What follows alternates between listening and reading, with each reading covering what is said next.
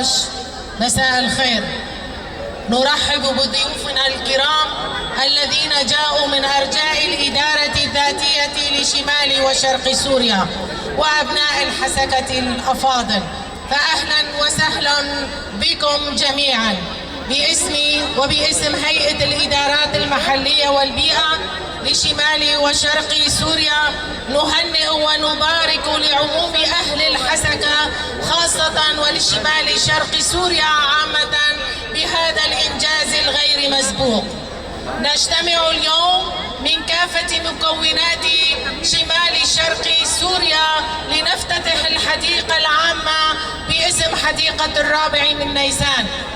تعتبر هذه الحديقة الأكبر في شمال وشرق سوريا، حيث تبلغ مساحتها 50 دونم، وجاءت نتيجة الإرادة الطيبة وطموح الأهالي إلى تحويل الساحات الترابية إلى أرض خضراء. ريبر مروفاهي ريبر أبو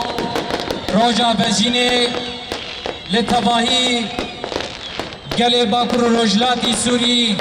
وحمد قال جبوي آزادية تكوشين دكي عمل وتبا بيروز دكن هر وها بوي بوني بوي روجا بيروز فكرنا باركا چار نيساني لباجار حسكي عمل تباهي قال حسكي بيروز دكن هر وها لتباهي قال من باكر رجلات سوري پیروز بیلوا پیروز به دوی روژا پیروز دا فکرنا به پاركا شهر نيسان التي تسعى في كل إمكانياتها من أجل تطوير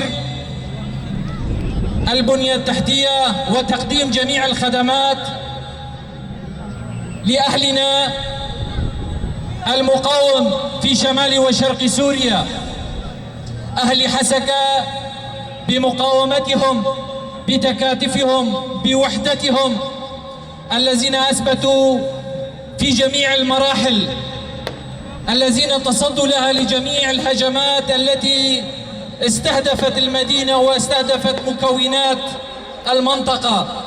شهر نيسان دسريدا لريبري ريبانان والهمو جلان ام بيروز دكن وجفير حياة امرالية سلاف